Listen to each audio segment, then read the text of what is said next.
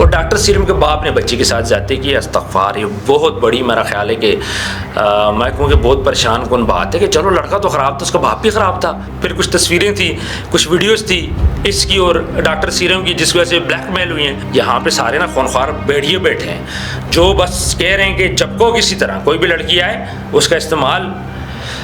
खैर, बिस्मिल्लाहिर्रहमानिर्रहीम, अस्सलाम वालेकुम। उमैरा असगर मर्डर केस, मैं इस वीडियो में बात करूंगा सिर्फ एक चीज़ पे। बाकी पॉइंट्स मैं प्रीवियस वीडियोज़ में बोल चुका हूँ कि उमैरा असगर जिसकी बॉडी 9 माह पड़ी रही लेकिन बॉडी से स्मेल क्यों ना आई। आप सबको पता है कि 10 मरले का घर भी हो, आप बाहर से भी गुजर रहे हो, अंदर कोई मर्डर हो तो उसकी स्मेल आती है। मैं देख रहा था बहुत ज़्यादा एक्सपर्ट ये बात बोल रहे थे। हर बंदे ने अपनी ओपिनियन दी है, लेकिन जो ऑथेंटिक ओपिनियन दी है वो यही दी गई थी कि भाई इस बिल्डिंग पे, चूँकि जो इस बिल्डिंग पे 4 अपार्टमेंट हैं और जो बाकी अपार्टमेंट वाले जिनके पास थे 2 कमरे वाला अपार्टमेंट, वो वहाँ पे मौजूद नहीं थे। वो तकरीबन अक्टूबर से चले गए थे और उसके बाद वो फरवरी में वापस आए, यानी 5 माह। उस 5 माह के दौरान ये लाश गल सड़ गई थी। ये कहने में आया, फिर ये सुनने में आया कि भाई उनका चुनचुन ने खा लिया। अच्छा, मैं अब आपको बताता हूँ एक बात जो कि मेरी समझ में नहीं आ रही। चूँकि हम लोग भी बड़े शहरों में रहते हैं, हमें पता है कि बिल्डिंग का तरीक़ेकार क्या होता है।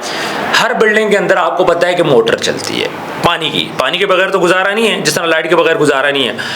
अब पानी चलती है, पानी तो कोई चलाता है। जो बंदा बिल्डिंग के अंदर पानी चलाता है, मोटर चलती है, वो बिल भी कलेक्ट करता है, पैसे भी कलेक्ट करता है।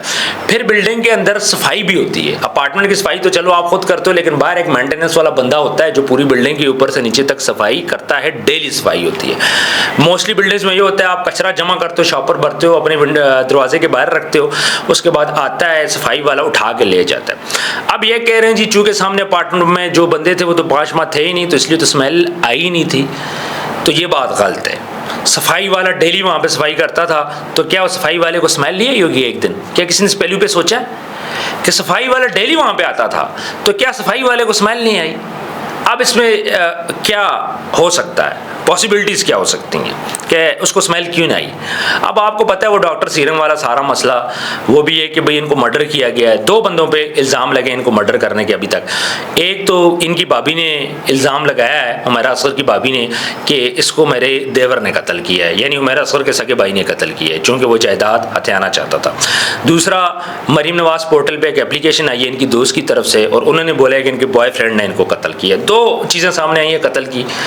और मैंने पहले वीडियोस में भी ये बोल दिया था कि ये केस इतना सिंपल नहीं है कि 9 माह एक बच्ची है वो पड़ी रहती है मुर्दा हालत में, उसको पूछने वाला कोई नहीं है, ठीक है। तो ये प्री प्लान सारा लग रहा है कि कैसे चीज़ें मिली हैं।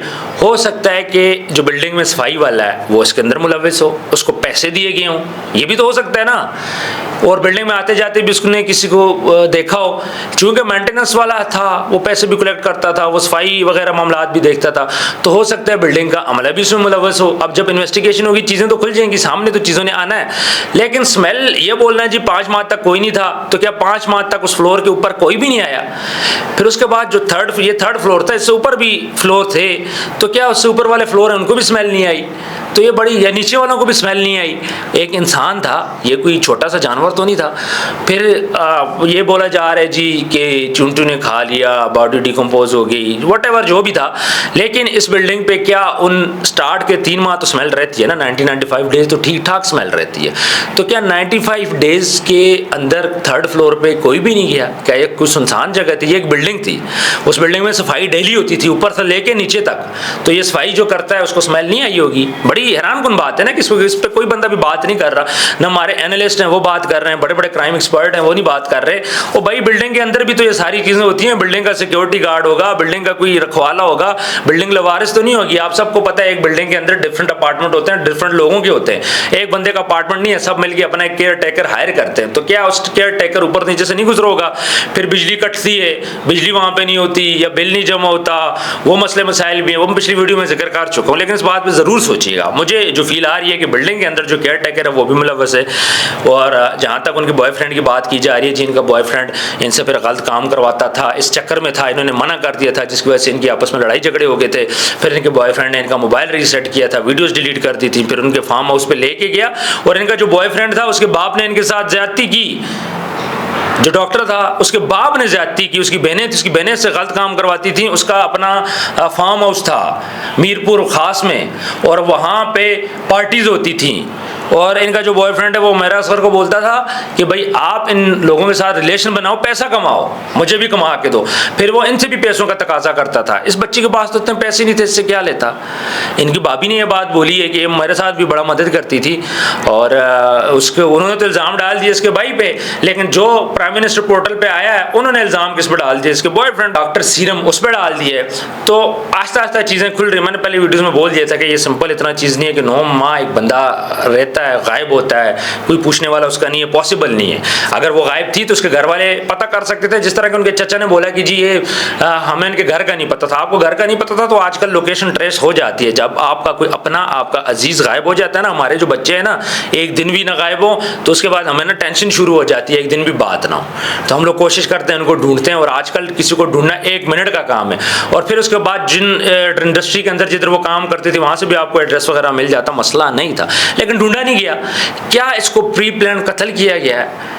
2 बंदों के इसके भाई का सामने उन पे इल्ज़ाम लगा, इनके जो बॉयफ्रेंड है उस पे इल्ज़ाम लगा, और बाकी इसके अलावा कहीं से नहीं साबित हुआ कि कोई नशा करती थी, या फिर जब फोत हुई थी कोई नशे की हालत में फोत हुई थी। तो तीसरी ऑप्शन तो भाई मौत है। खैर इन्वेस्टिगेशन में चीज़ें सामने आ जाएंगी। तो व्यूअर्स कमेंट सेक्शन में आप अपनी राय ज़रूर दीजिएगा। आपकी राय से हमें अंदाज़ा होता है कि ये मामला किस समझ जा रहा है। और सेकेंड, अपने बच्चों का ख्याल रखें, बहुत ज़्यादा ख्याल रखें, ठीक है। अब ये मामला अंडर इन्वेस्टिगेशन है। आज बच्ची की तदफीन हो गई है, जो कि बड़ी अच्छी बात है।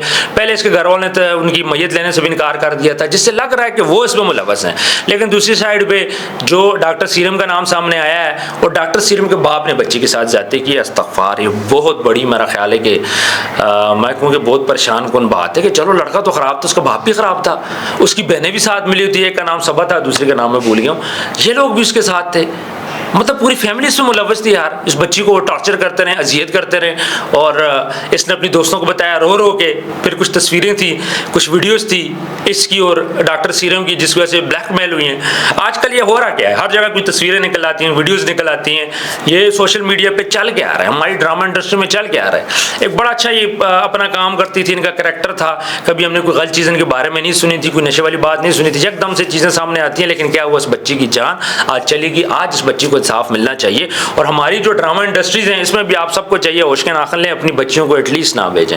ये देखने से लग रहा है कि बच्चों के साथ यहाँ पे बड़ी ज्यादती होती है। औरतों के लिए ड्रामा इंडस्ट्रीज, हमारी फिल्म इंडस्ट्रीज अब नहीं है। हत्ता कि कोई बहुत तेज लड़की हो, अपने आप को कैरी करना उसको आता हो, अदरवाइज यहाँ पे सारे ना खूनख्वार भेड़िए बैठे हैं जो बस कह रहे हैं कि जब को किसी तरह कोई भी लड़की आए उसका इस्तेमाल।